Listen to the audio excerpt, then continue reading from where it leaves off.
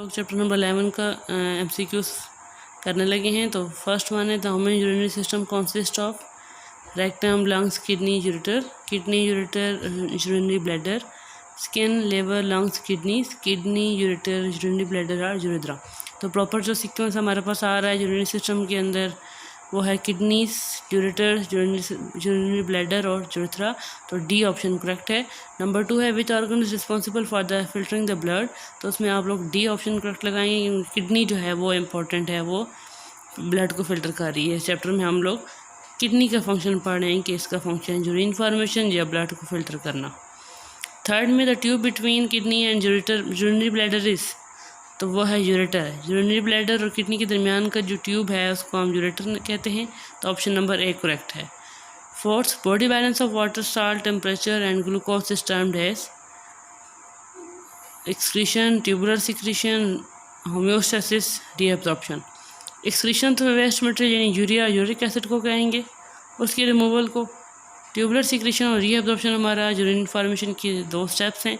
तो हमारे पास होम्योस्टेसिस जो है ये क्या है कि इसमें वाटर, साल्ट, टेम्परेचर, ग्लूकोज को मेंटेन रखा जाता है। तो इसको यहाँ इसका जो करेक्ट ऑप्शन है वो है सी। MCQ नंबर 5 है which is the correct order for the path taken by the urine if after it leaves the kidney. जब यूरिन किडनी से निकलता है तो वो कौन से पाथ को फॉलो करता है? ए है urethra, bladder, ureters, B bladder, ureters, urethra, C ureters, bladder, urethra and D bladder, urethra and ureters. तो इसमें सी ऑप्शन करेक्ट है क्योंकि किडनी और ब्लैडर के दरमियान पहली ट्यूब आती है यूरेटर की। यूरिन पहले यूरेटर में मूव करेगा, फिर उसके बाद ब्लैडर में मूव करेगा और फिर यूरेथ्रा के अंदर मूव करेगा और फिर बॉडी से बाहर एक्सक्रीट कर दिया जाएगा। MCQ नंबर आपके पास 6 है what is the function of ureter. Ureter का क्या फंक्शन है? हमने पिछले अभी MCQ में पढ़ा है कि to carry the urine from the kidney to the bladder. Kidney से ब्लैडर में यूरिन को लेकर जाना यूरेटर का फंक्शन है। तो बी ऑप्शन यहाँ पे करेक्ट है। 7th MCQ what waste products are excreted by the kidneys. Kidneys के ज़रिए कौन से वेस्ट प्रोडक्ट एक्सक्रीट किए जाते हैं? ऑप्शन ए है urea, water, salt, option B salt, water and carbon dioxide, option C urea and water, option D urea and salt. तो उसमें अगर देखें तो ऑप्शन नंबर ए में हमारे पास तीनों चीज़ें आ रही हैं।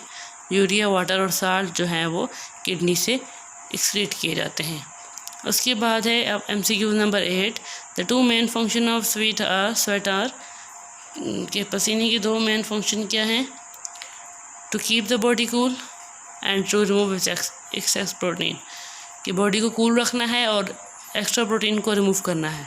तो इसमें बॉडी को तो कूल रखने वाला फंक्शन है लेकिन एक्स्ट्रा प्रोटीन को रिमूव स्वेट नहीं करता। फिर बी ऑप्शन है to keep the body warm and to filter the blood. कि बॉडी को वार्म करना और ब्लड को फिल्टर करना, ये दोनों इसके फंक्शन नहीं है। C to filter the blood and to remove waste product, इसमें इसका वेस्ट प्रोडक्ट को रिमूव करने वाला फंक्शन है लेकिन ये ब्लड को फिल्टर नहीं करता। सो डी में देखें to remove waste product and to cool the body, ये दोनों फंक्शन इसके हैं। वेस्ट प्रोडक्ट को भी यानी साल्ट और वाटर को भी रिमूव करता है और बॉडी को कूलिंग इफेक्ट भी प्रोवाइड करता है। तो MCQ नंबर 8 का जो करेक्ट ऑप्शन है वो है डी।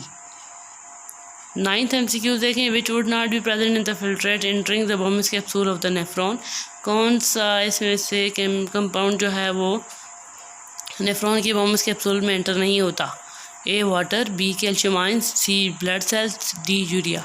तो इसमें वाटर, कैल्शियम आयंस और यूरिया तो हमारे बोमस कैप्सूल में एंटर होते हैं लेकिन ब्लड सेल नहीं एंटर होते क्योंकि हमने साइड बॉक्स में पढ़ा था कि ब्लड सेल और प्रोटीन फिल्टर नहीं होते ग्लोमेरुलस कैपिलरीज के अंदर से क्योंकि इनका साइज़ जो है वो लार्ज होता है।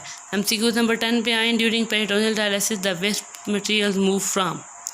पेरिटोनियल डायलिसिस के दौरान जो वेस्ट मटेरियल है वो मूव कहाँ करती है? From the abdomen to the dialysis fluid, the dialysis fluid to the peritoneum blood vessels, the peritoneum blood vessel to the dialysis fluid and the dialysis fluid to the abdomen.